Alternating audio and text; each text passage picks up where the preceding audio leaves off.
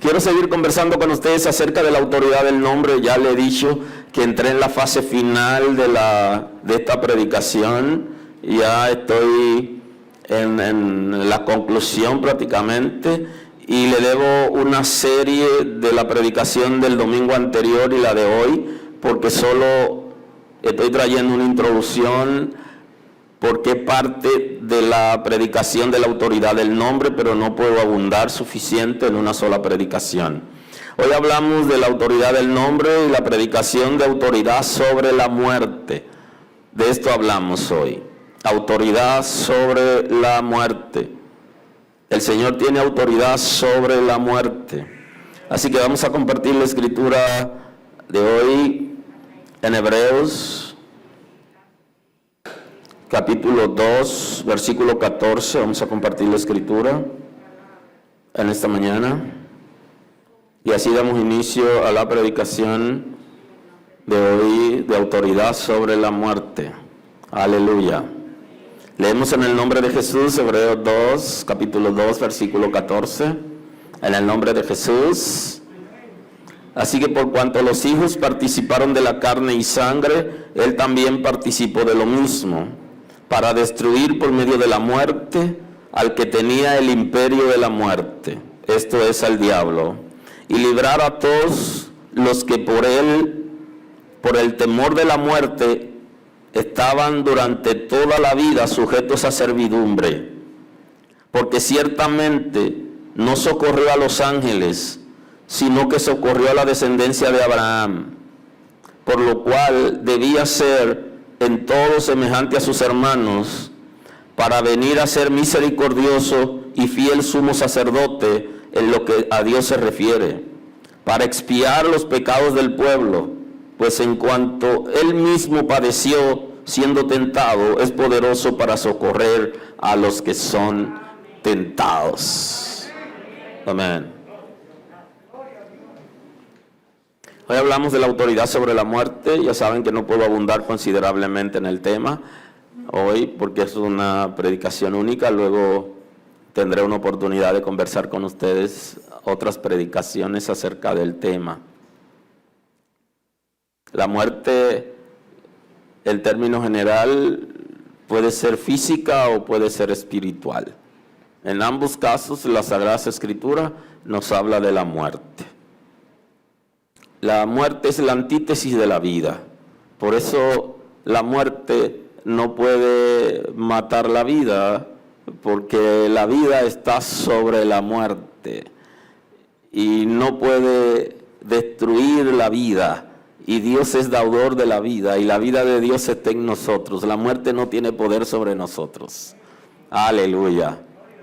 Porque Dios está en nosotros y con nosotros, y aunque vivamos una transición en un momento determinado, no significa que la muerte tenga control de nosotros, porque la vida ya está en nosotros. Y no hay manera de que la muerte pueda controlar. La muerte es un estado de separación de algo o de alguien. Así la Sagrada Escritura habla acerca de la muerte. Un estado de separación de algo o de alguien.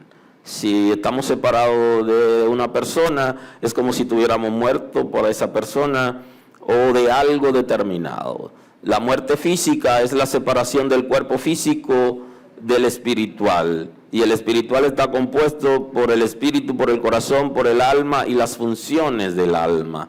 Entonces nosotros tenemos dos cuerpos, un cuerpo espiritual y un cuerpo físico. Y ambos cuerpos interactúan en el mundo físico. Y para actuar en el mundo físico necesitamos el cuerpo físico. Por eso tenemos que cuidar ese cuerpo físico, por eso tenemos que higienizar ese cuerpo físico, por eso debemos alimentar ese cuerpo físico y tratar con delicadeza y cuidado, porque ese cuerpo de materia nos lo dieron para vivir en este mundo, y debemos estar en este mundo hasta que Dios lo determine, porque somos hijos de Dios y Él tiene autoridad y control sobre nosotros. La muerte espiritual es una condición de lejanía y separación de Dios por causa del pecado. Toda persona que está viviendo en el pecado, que su modo de vida es el pecado y que permanentemente está en el pecado, está muerto espiritualmente. No tiene vida en Cristo, no tiene vida en Dios porque está separado de Dios. Ahora, cuando esa persona se separa del pecado, entonces está muerto con relación al pecado, pero vive para Dios. Porque el concepto en la Escritura de muerte es justamente separación. La muerte espiritual es la condición de lejanía y separación de Dios por causa del pecado. O sea, hay gente que está en la iglesia y pueden estar en una congregación y estar muertos espiritualmente. ¿Por qué? Porque su condición de vida, de permanencia en el pecado, lo hace estar lejos de Dios. Y no estamos hablando del pecado como accidente, en la que alguien tropieza y tiene un accidente, sino personas que su modo de vida es el pecado, están muertos espiritualmente aun cuando asistan a una congregación. Porque asistir a una congregación es bueno, es interesante, porque la Escritura dice que la fe viene por el oír, sumamente importante para todos, creyentes y no creyentes, deben ir a escuchar la palabra de Dios. Ahora, la condición de una persona, su condición pecaminosa, lo hace estar muerto espiritualmente, aun cuando esté en una congregación, aun cuando sea líder o participe en las actividades en una congregación o esté sentado en un asiento de una congregación. Su condición dice que su estado es de muerte espiritual. Y esa condición de muerte espiritual no va a cesar en él hasta que se rinda su vida a Cristo por medio de la confesión de sus pecados y el arrepentimiento. Inclusive hay un concepto teológico acerca del arrepentimiento, que es arrepentimiento para vida. Justamente, que es cuando el individuo el ser humano toma la decisión de recibir a Cristo como Salvador, reconociendo su condición pecaminosa. Es el concepto, porque arrepentirse pudiera alguien, en términos generales, reconocer que está haciendo algo malo y dejar de hacerlo. Pero eso no significa que sea arrepentimiento para vida, porque en el arrepentimiento para vida hay una decisión de confesar el pecado, de rendirse delante de Dios, de apartarse de esa condición, de dejar que el Espíritu de Dios obre en su vida y lo guíe hacia Dios con el propósito de reconciliación. Y entonces ese es el concepto. ¿Por qué arrepentimiento para vida? Porque se está arrepintiendo con el propósito de salir de la condición de la muerte espiritual y tener una vida en Dios. La Sagrada Escritura también habla del concepto de muerte en términos de segunda muerte. Y la segunda muerte es la condena que recibirán los pecadores en el juicio final, que consiste en pasar la eternidad separado del Altísimo en el lago de fuego o infierno. Ese es el concepto de segunda muerte. O sea que en las Sagradas Escrituras el concepto muerte es separación, y aún la segunda muerte es separado de Dios eternamente después de haber sido condenado en el lago de fuego como parte de su condena eterna. Entonces, Cristo tiene poder, tiene autoridad sobre la muerte en términos general, sobre la muerte espiritual, sobre la muerte física y sobre la segunda muerte, porque Él es la vida. Y no hay manera de que la muerte tenga algún efecto en Él. Y Él vino, se hizo como nosotros, en primera instancia se sacrificó dejando su autoridad y su función y haciéndose como uno de nosotros con debilidades, no para Él, sino por nosotros. Y la muerte de Cristo no es una victoria individual para Él, sino una victoria general que nos incluye a nosotros, porque lo que estábamos en condiciones de muerte espiritual era el ser humano. Y entonces Él no vino a hacer un trabajo para Él beneficiarse en término personal, porque no era necesario, porque Él es la vida, sino que en su sacrificio lo que hace es que nos beneficia a nosotros y va a la cruz por nosotros, para que nosotros tengamos vida, porque estábamos en muerte. ¿Por qué muere la gente? Es una gran pregunta que la gente se hace. La gente muere por causa del pecado, el pecado original, el que heredamos de Adán y de Eva. lo que el Señor está diciendo en el pacto con Adán, en la que él no debía comer del fruto del árbol, del conocimiento de la ciencia del bien y del mal, porque el día que comiere morirá. Dios no está castigando a Adán porque Adán pecó. Adán está acarreando su propia condenación porque rompió el pacto con Dios y entró en un pacto con Satanás, que fue quien lo convenció para pecar. Y entonces el castigo de Adán no es que Dios decide quitarse la correa y darle una pela a Adán. No, es que Adán decidió separarse de Dios y tener otro gobierno, tener otro rey, tener otro príncipe, tener otro guía. Y entonces, como tiene otro guía, el gran castigo de él es haber abandonado a Dios, porque el tan solo abandonar a Dios es el castigo del ser humano por causa del pecado, porque decide tener otro jefe, otro señor. Y ese es el concepto. Cuando usted se va al pecado, usted está abandonando a Cristo y usted está diciéndole a Cristo que ya usted no quiere que Él lo gobierne, que usted quiere que Satanás lo gobierne. Y eso fue lo que pasó con Adán.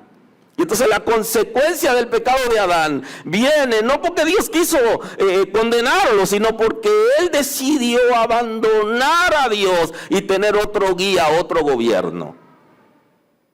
Y por eso viene la muerte. ¿Qué muerte? La muerte espiritual y la muerte física. Y la segunda muerte por causa del pecado original. Ahora, en el sacrificio de Cristo está cubierto el pecado original, el que heredamos por medio de la naturaleza concupiscente de Adán y de Eva. Y está cubierto también el pecado actual, que es el comportamiento que tenemos a partir del uso de razón.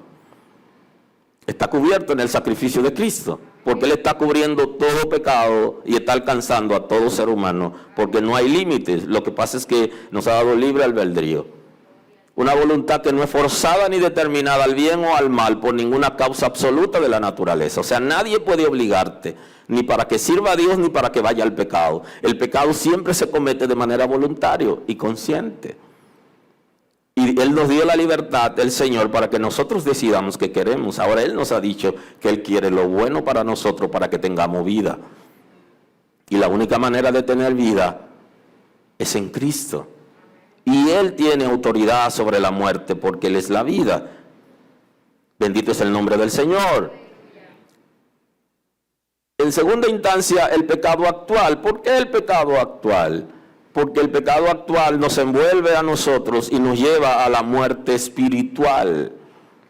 En el pecado original tenemos muerte física, muerte espiritual. Y en el pecado actual tenemos muerte espiritual, separación de Dios. Y esto es interesante, porque cuando nosotros conocemos a Dios y tenemos una relación con Dios, el pecado no es para nosotros, ni es para nosotros permanecer en Él. Porque no es favorable para el conocimiento, para la vida. Y de ahí que la Sagrada Escritura habla de mayor condenación al que sabe hacer lo bueno y no lo hace, por el término del conocimiento, de la conciencia. Porque sabe lo que es bueno y la conciencia lo acusa por no hacer lo bueno que sabe que debe hacer y hace lo incorrecto. La gente muere porque el cuerpo físico ya no puede retener el cuerpo espiritual. Hay un momento donde el cuerpo espiritual ya no puede estar en un cuerpo físico que está deteriorado. Así que ha sido un favor para la raza humana, habiendo caído de la gracia de Dios, ir a la muerte física. Solo imagínese un ser humano en una condición pecaminosa y que tenga 200 años viviendo y que a partir del 85 o los 90 años entre en regresión, en términos retrospectivos es la palabra, y que ya no tenga ciertas facultades y esté tirado en un lugar padeciendo y que la muerte se aleje de él. La muerte se alejará de algunas personas, y hablo de la muerte física en el periodo de la gran tribulación, de algunas personas, porque otros van a morir para que puedan sufrir más bien el castigo de haberse rebelado contra Dios. Pero vivir en la tierra con un cuerpo físico deteriorado y que el cuerpo espiritual ya no pueda resistirlo, Es un castigo peor. De ahí que Dios, cuando el ser humano pecó, lo separó del Edén. Y observe, no lo está separando del Edén solamente porque habían pecado y Dios no quería que disfrutaran del Edén. Observe el contexto sagrado. Lo que pasa es que si lo dejaba en el Edén, iban a comer del árbol de la vida. Y viviendo para siempre con un cuerpo mortal lleno de enfermedades y de dificultades, iba a ser peor para el ser humano. ¿Alguien está aquí hoy? Así que la condición de pecado del ser humano lo lleva a la muerte física por una necesidad. Por eso muere la gente físicamente.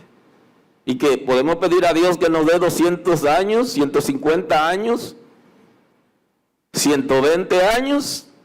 Usted puede pedir lo que usted quiera. Ahora, ¿resiste su cuerpo una vida más allá de los 100 años? ¿Por qué queremos vivir y para qué queremos vivir? Es el concepto. ¿Qué dice el apóstol Pablo con relación al tema? Dice que para él el vivir es Cristo y el morir es ganancia. Porque él entendía que si se quedaba vivo era bueno para servir en el reino. Pero que si moría, completaba, terminaba, iba a estar con el Señor. ¿Para qué tú quieres vivir? ¿Cuál es la razón? ¿Para seguir pecando? ¿O quieres vivir para que Dios bendiga a la humanidad por medio de ti, que tú seas útil a la humanidad? ¿Cuál es la oración que hacemos cuando tenemos hijos pequeños? ¿Cuál es la oración que hacemos? Señor, me ha dado hijo, dame la sabiduría para criarlo y la vida para yo poder estar con ellos hasta que sean adultos. Y cuando vemos como que la vida se nos va y tenemos los hijos pequeños, la oración es, Señor, por mis hijos. Usted tiene una razón para vivir. Ahora, ¿por qué querer morir? No hay que querer morir, porque el lenguaje de Dios es de vida, no es de muerte, pero la muerte es una realidad, que hay un momento donde hay que salir del cuerpo físico, porque ya el cuerpo físico está deteriorado y no puede sostener consigo el cuerpo espiritual. Ahora, el Señor nos ha enseñado que Él tiene autoridad sobre la muerte. Y nos ha enseñado también que hemos pasado de muerte a vida. Nuestro lenguaje no es de muerte, sino de vida. Y usted tiene poder para pasar por la muerte física sin ser dañado. Y ese es el concepto que no hemos entendido en la iglesia, y por eso la gente le tiene miedo a la muerte. Porque no ha entendido que tiene poder para pasar por la muerte física sin ser dañado. Y tenemos la incertidumbre, que es contra la fe, de no tener la seguridad de lo que va a pasar después de la vida física. Y eso es contra fe. La Sagrada Escritura dice, mas el justo por la fe vivirá. Nosotros creemos la revelación, creemos la palabra que el Señor nos ha dado, que Él tiene poder sobre la muerte y que nada nos dañará a partir de que vengamos al Señor. Bendito es el nombre de Dios. Eso es lo que Jesús nos ha enseñado. Y el mismo Juan en su primera carta, en el capítulo 3, versículo 13, nos dice, hermanos míos, no os extrañéis si el mundo os aborrece. Nosotros sabemos que hemos pasado de muerte a vida, en que amamos a los hermanos, y el que no ama a su hermano permanece en muerte. Dice, el mundo lo va a aborrecer, está diciendo, y hay una causa por la que el mundo lo va a aborrecer. Y es porque ya ustedes no pertenecen al mundo, ya no están en muerte espiritual. Y entonces dice que nosotros hemos pasado de muerte a vida. Y habla de la condición en términos espiritual. Nuestra condición espiritual era de muerte, de separación de Dios. Si estamos con el Señor y atravesamos la muerte física y entendemos que no nos dañará, tendremos paz. Pero la incertidumbre y el temor a la muerte física es por causa del pecado. Justamente. Y no solo por el pecado original, sino por nuestra condición. Y entonces le dice que para poder permanecer en vida debe amar a su hermano. Y el que no ama a su hermano permanece en muerte. Es una palabra muy fuerte para la iglesia y para los creyentes. Porque hay gente que tienen enemigos dentro de la iglesia y no toleran a algunos. Y dice, están muertos espiritualmente. Aleluya. Aleluya. Su condición es de muerte espiritualmente porque no son capaces de aceptar a otras personas. De cierto os digo que el que oye mi palabra, dice Cristo, y cree en el que me envió, tiene vida eterna y no vendrá a condenación, mas ha pasado de muerte a vida. Nuestra condición ya es de vida, no de muerte.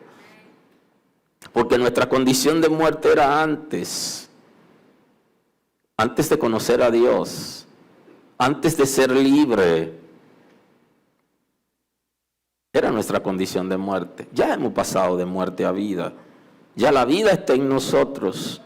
Y esa condición de vida espiritual en nosotros nos hace pasar por toda situación sin ser dañados.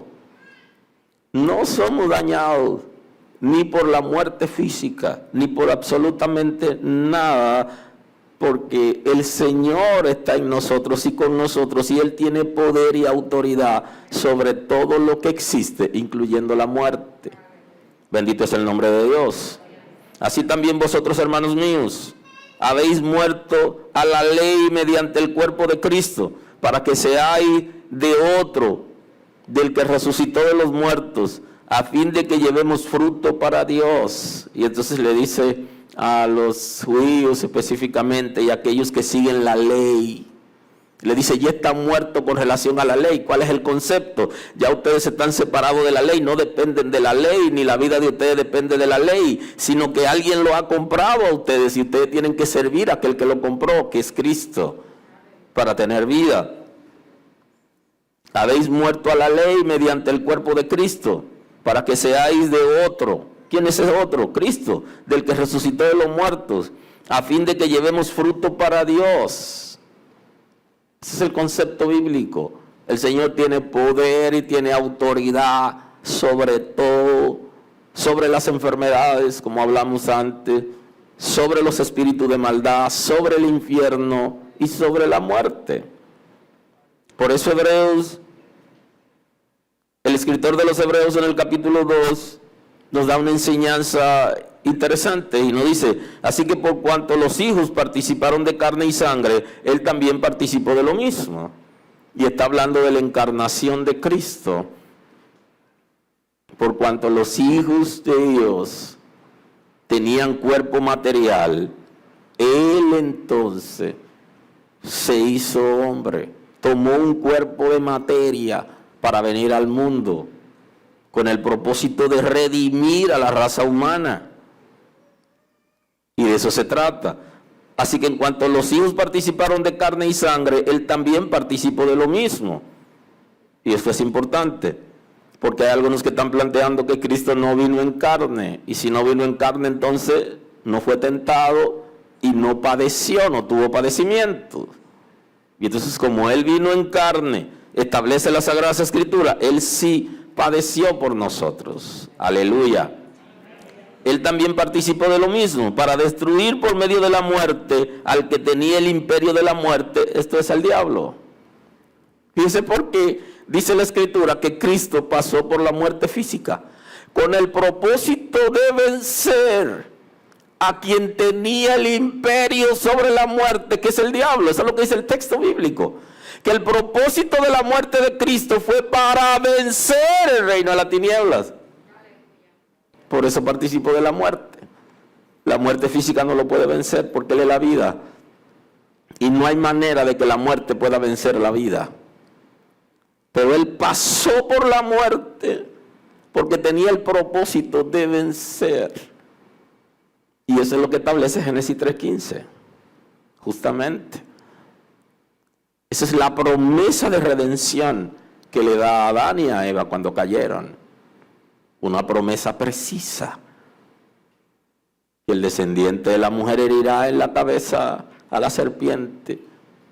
Y que ésta lo herirá en el calcañar. Que lo herirá en el talón del pie. Y que tendrá algún sufrimiento leve. Pero que él sería golpeado en la cabeza. Un golpe mortal. ¿Y cómo es que Cristo, teniendo autoridad sobre la muerte, porque la autoridad de Cristo sobre la muerte no la tiene cuando muere, sino porque Él es la vida, en esencia Él tiene autoridad?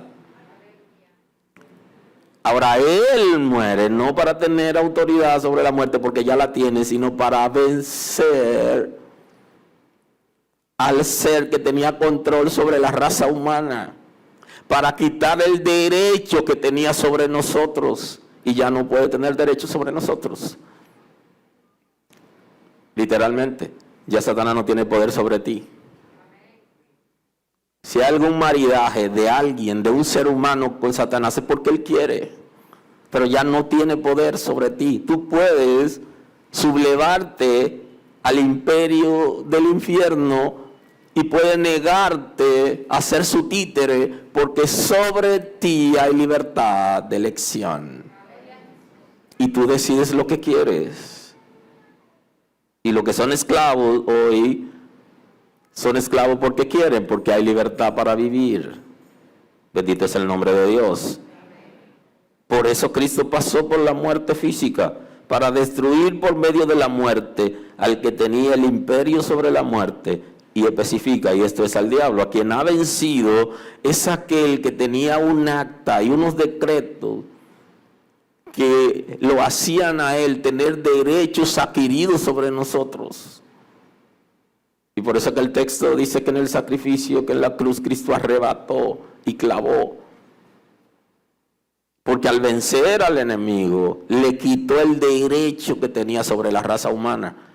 Y todo ser humano que deja que el enemigo opere sobre él, que lo dirija, es porque quiere. Porque está en libertad de sublevarse, de prenderse y no dejar que el enemigo opere sobre él.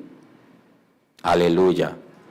Y librar a todos los que por el temor de la muerte estaban durante toda la vida sujetos a servidumbre. Y añade un elemento importante el escritor de los Hebreos aquí. Y dice que la condición de esclavitud que vivía la gente era porque tenía miedo a la muerte. O sea que ya nosotros no tenemos por qué tenerle miedo a la muerte, porque no le tenían solo miedo a la muerte, sino que había alguien que tenía, y habla en pasado, el imperio sobre la muerte, y ya le quitaron la autoridad sobre la muerte, y la autoridad sobre la muerte la tiene Cristo y la tienen los hijos de Dios.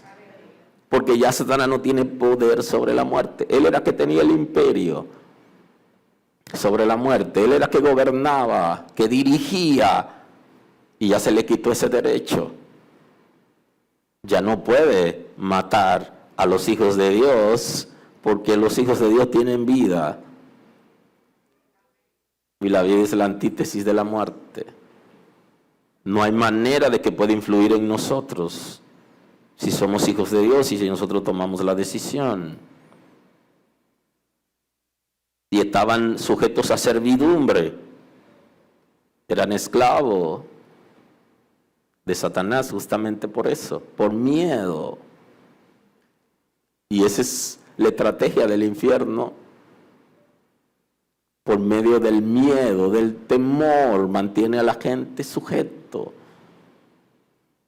a esclavitud, hasta que la gente comprende cuál es el propósito de él como ser humano y el propósito de la vida, y toma la decisión de ese concepto que hablamos al principio, del arrepentimiento para vida, porque se siente dolido por la vida que ha tenido y por su condición,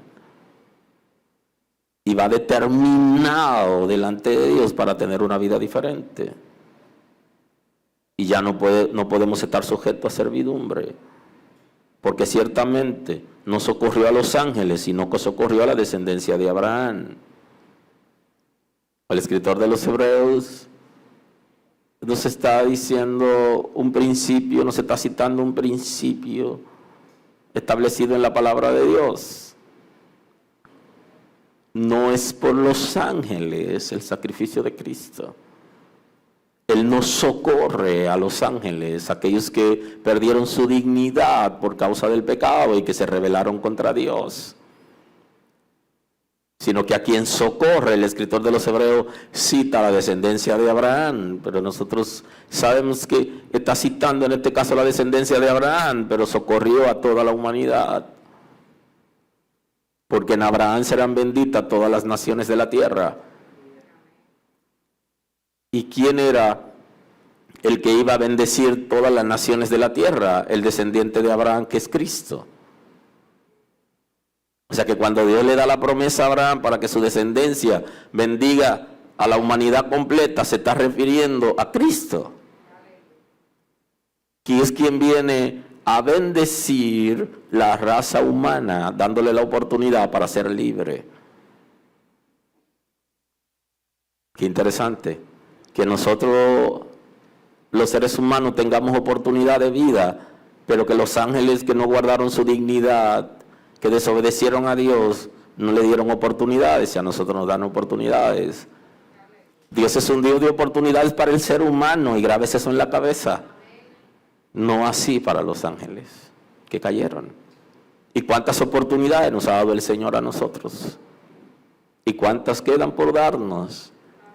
Todas las que nosotros pidamos en el intervalo de la vida, entre el nacimiento de nosotros y la muerte física, o entre nuestro nacimiento y el arrebatamiento de la iglesia, porque la iglesia está esperando un momento donde será arrebatada, y en ese intervalo Dios te da una oportunidad de vida, una oportunidad para que sirva a Dios, para que conozca a Dios y pueda obedecerlo,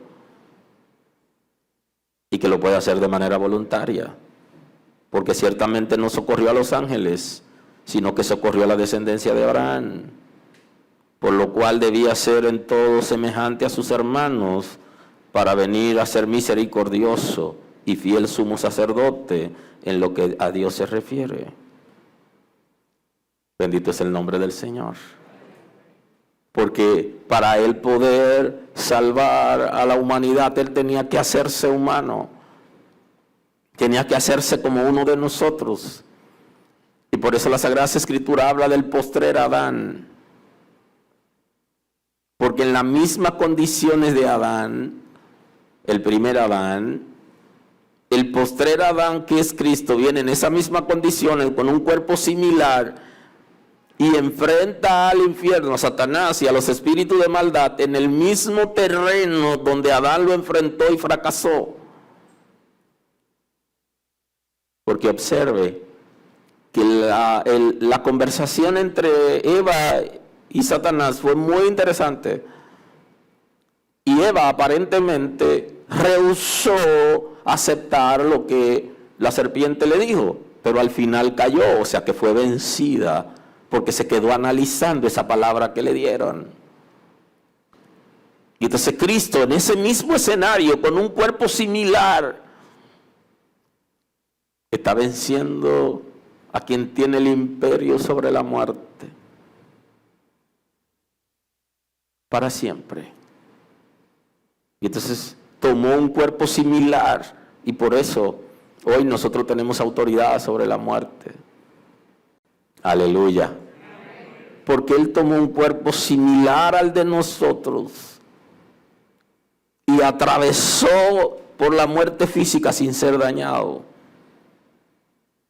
Se hizo semejante a nosotros para venir a ser misericordioso y fiel sumo sacerdote. Para ser misericordioso, para activar la misericordia de Dios a favor de la raza humana. Y las Sagradas Escrituras nos hablan del Cordero de Dios, que quita el pecado del mundo, y que fue también el sacerdote, porque Él se ofreció a sí mismo para salvar a la humanidad. Y hoy la misericordia de Dios está a nuestro favor. ¿Misericordia para qué? Para perdonar nuestros pecados, porque la misericordia y la compasión es una manifestación del amor de Dios, que se manifiesta a través de la gracia, de la misericordia y de la paciencia de Dios. Y entonces la misericordia, como manifestación del amor de Dios, nos da la oportunidad para que nos arrepintamos oportunamente, para ser levantado, fortalecido y bendecido en el Señor. Así que oportunamente active la misericordia de Dios a su favor por medio del arrepentimiento. Vino a ser misericordioso y un sumo sacerdote fiel, porque Él como sumo sacerdote llenó las expectativas de la justicia de Dios. Porque el sumo sacerdote del antiguo pacto no podía llenar las expectativas de la justicia de Dios y tenía que hacer sacrificio por él, por su familia y por el pueblo. Pero aquí Cristo hace un sacrificio, un sacrificio perfecto. Y en ese sacrificio venció a quien tenía el imperio sobre la muerte. Aleluya. Para expiar los pecados del pueblo. Pues en cuanto Él mismo padeció siendo tentado, es poderoso para socorrer a los que son tentados. Y como Cristo vino con un cuerpo similar al de nosotros y similar al de Adán, para vencer toda fuerza del mal, nos ha investido a nosotros también con esa misma investidura, vale redundar, en la que nosotros podemos resistir en medio de la tentación, porque de la manera que Él fue tentado, Él también nos socorrerá a nosotros. Y Él está planteando, en el mundo tendrán aflicciones, pero confíen, yo he vencido al mundo. O sea, Él va a socorrernos porque Él sabe cuál es nuestra condición. ¿Qué situación estamos pasando? Él lo sabe y Él no nos va a abandonar. Porque conoce bien, porque fue como nosotros, con un cuerpo como el de nosotros, con debilidades como la de nosotros. Dice la Escritura que fue tentado en todo, más sin pecado. Esa es la diferencia. Quisiera compartir un texto bíblico, aunque sea dejárselo, porque quizás el tiempo no me dé para explicarlo totalmente, pero no quiero cerrar la predicación de hoy en el intervalo del tiempo sin dejarle el texto con ustedes. Y voy a compartir en Efesios 2:1. Dice el texto sagrado: Él os dio vida a vosotros cuando estabais muertos en vuestros delitos y pecados, en los cuales anduvisteis en otro tiempo siguiendo la corriente de este mundo, conforme al príncipe de la potestad del aire,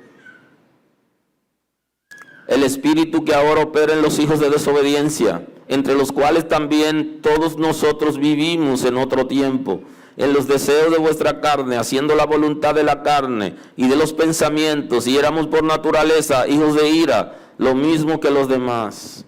Pero Dios, que es rico en misericordia, por su gran amor con que nos amó, aun estando nosotros muertos en pecado, nos dio vida juntamente con Cristo, y por gracia sois salvos. Mas vosotros no vivís según la carne, dice Romanos 8:9. Mas nosotros no vivís según la carne, sino según el Espíritu, si es que el Espíritu de Dios mora en vosotros.